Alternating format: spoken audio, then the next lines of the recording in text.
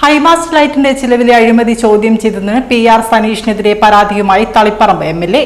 ഫേസ്ബുക്കിൽ പോസ്റ്റിട്ടായിരുന്നു PR സനീഷിന് അഴിമതി ചൂണ്ടിക്കാട്ടിയത്.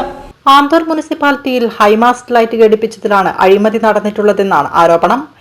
MLA Govindan master കൊണ്ടുവന്ന ഹൈമാസ്റ്റ് ലൈറ്റിന്റെ ചിലവ് 25 ലക്ഷമാണ് അടങ്കൽ തുക നൽകിയിട്ടുള്ളത്.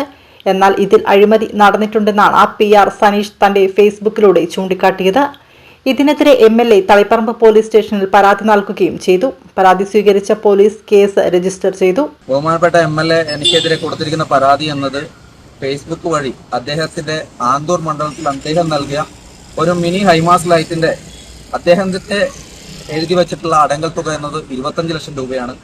ആ അടങ്കൽ തുക 25 ലക്ഷം എഴുതിയപ്പോൾ ആ തെറ്റ് ഗോവിന്ദൻ മാഷ്ക്ക് മനസ്സിലാകണമെന്നുള്ള രീതിയിൽ എന്റെ ഫേസ്ബുക്കിൽ ഞാൻ കുറിപ്പിട്ടതാണ്.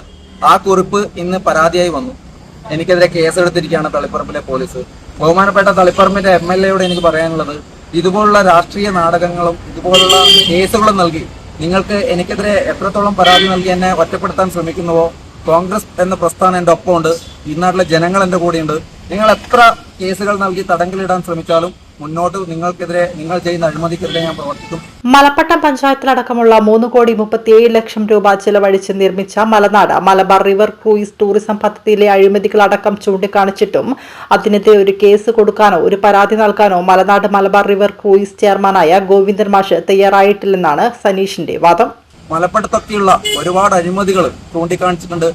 MLA പേരെടുത്ത് പറഞ്ഞുകൊണ്ട് തന്നെ Malanad Malabar river cruise tourism പദ്ധതി അടക്കമുള്ള അഴിമതികൾ കാണിച്ചു തന്നിട്ടുണ്ട്.